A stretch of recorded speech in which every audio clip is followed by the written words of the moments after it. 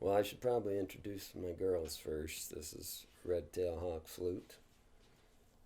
I'll usually start with her because she's my oldest one. And this here is Buffalo Flute, made out of, what the heck? Can't think of her name now. Black walnut, there we go. This is cedar. And of course, this is Running Horse. Haven't heard her yet, but she comes in last. She's like pinch hitter in baseball. Better wet the lips first.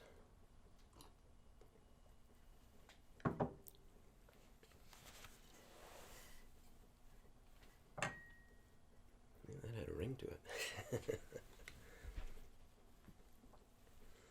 All right, let's go for a journey.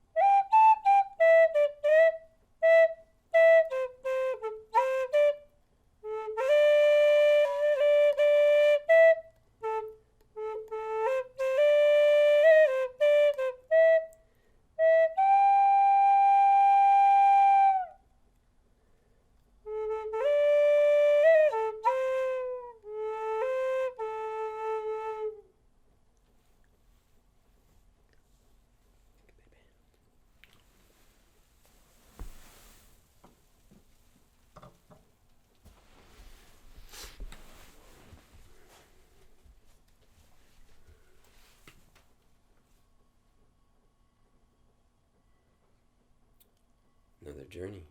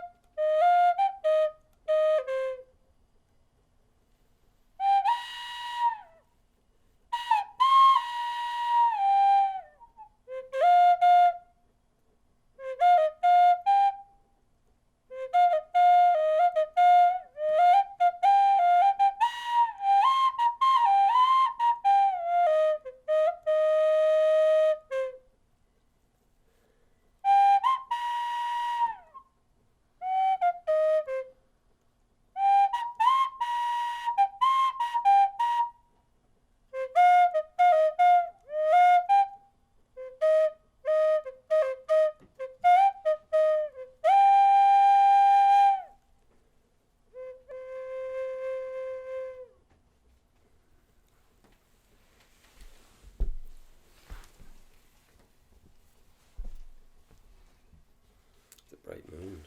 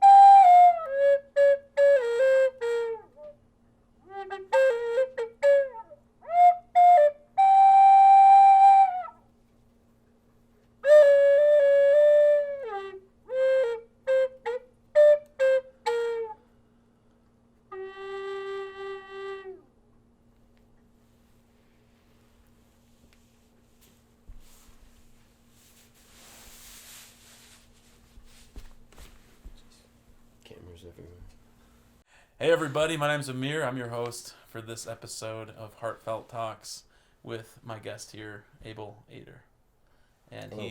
he is the wonderful flute player that just played, and we're all just kind of soaking in this sound and the sonic bath that he just played for us, and it's really touching. So we're just going to talk a little bit. And so when did you begin your journey with the flute? Well, shortly after I got divorced back when I was 50. Mm-hmm. I'm 55 now, so Mm-hmm. I think it was about 4 years ago. Mm. I just saw this one here at a powwow, or met the guy actually. I didn't see it initially, but I met the guy and told him I was looking for a flute. I said, well, I might have one. And I actually had a CD called Trail of Tears that I'd had for a long time that had some flute music in it, of course, and that was very inspiring to me because it touched my heart so deeply, which is why I felt kind of compelled to at least try my hand at it to see if that was something that might be in my future or in my DNA or whatever you want to call it. And so he said, well, I got a handmade one, and he's just a young guy about your age, Native American guy. And so I tried it, and it sounded pretty similar to the one on the CD, and I picked it up for $200, took it home, and I went, oh crap, it doesn't sound like it did on the CD, man, what the heck? Realized I had to work on it, and that took a lot of time, a lot of work. Yeah, you start out slow, and then eventually, just like every great musician, some probably pick up quicker than others, but eventually it gets to the point where you're not thinking about it, you're just playing, and you can allow the spirit of the music or whatever you're feeling to just flow through you instead of having, I got to put this finger here and that, Yeah. There's no time for that if you're going to produce good music. So Cool. it hasn't been that long, and then I picked up this flute about a year and a half ago. Lift it up here. So this one here. That's a G, which is kind of tends to go with a lot of the other instruments. Yeah. Guitar, it's one of the easiest chords apparently to blend with. Like that. Yeah. Yeah. Cool. That's awesome. These are a product of a fellow by the name of Brent Haynes, Wood Sounds Flutes, who's located in Mapleton, Utah. So I highly recommend him as a source if anybody's ever looking for a flute. Cool. He's one of the best. Awesome. And then this one I picked up from him as well, most recently. Maybe it's the most versatile, I think. It's just got such a crisp, I don't know, it's just indescribable. But every, the beautiful thing about every tree or every flute, every piece of wood has its own unique characteristics, and they all sound different no matter, it can be the same note on the bottom, but it sounds different, and they've got a different personality, just like, 5 kids from one set of parents, they're all different. That's right. Same story with flutes, so. And it's probably different, like who's playing it too. Certainly. So 2 different people picking up the same flute. Yeah, and they're not going to even sound the same. Yeah. It's amazing. That's awesome. So, wow.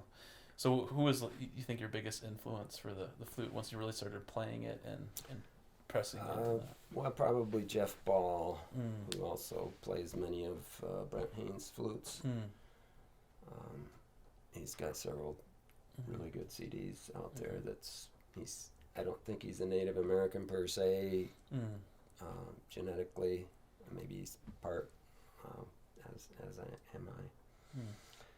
But he associates with natives, and he plays like a native, and it's just very, very soulful and connected to everything. And I love how when you were playing today, you were saying that this is a journey, that we're going on a journey. And so in a way, when you listen to music, for the first time, or you're improvising or creating on the spot, it's kind of like you're bringing somebody with you to a place that they've never been.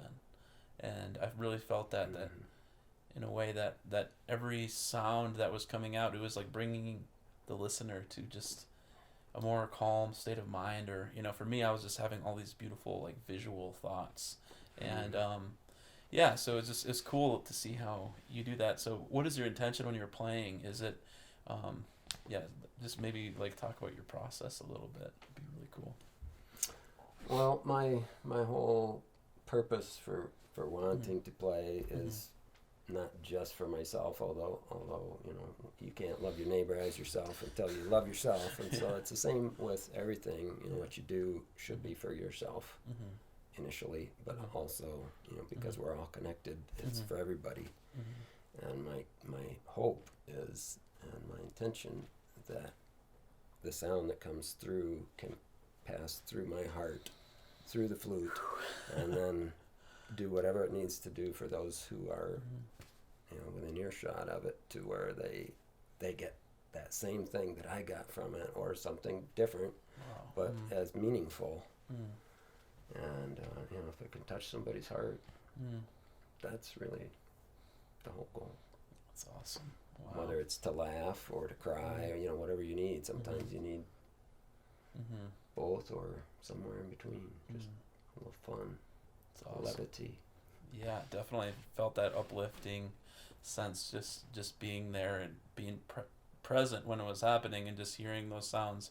It was really just taking me to a new place, and so that was really, really awesome. And yeah, so wow, super glorious, man. I love it. I love the way you play, and just how that intention comes through. So yeah, it's really sweet. Well, that's good to know that it's being picked up as I'm trying to put it out there. Cool.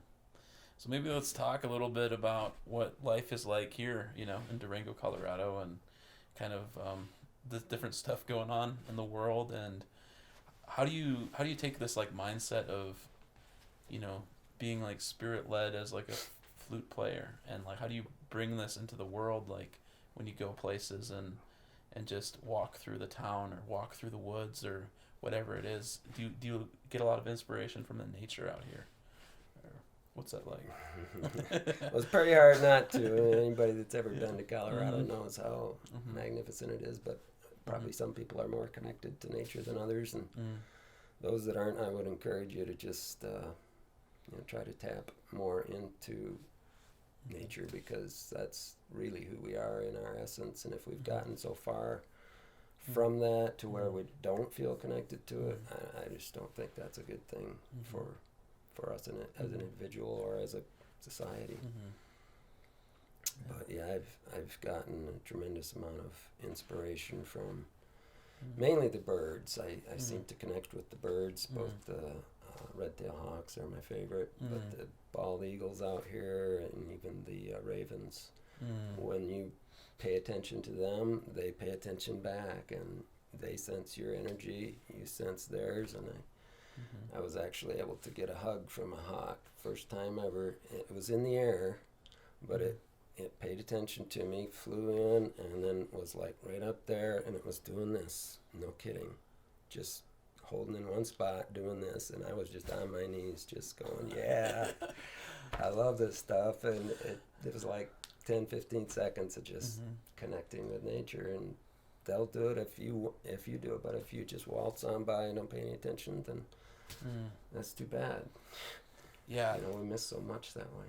The nature out here is just it's so breathtaking, and it's something you have to maybe see for yourself and hear for yourself. All the hawks cawing just this morning.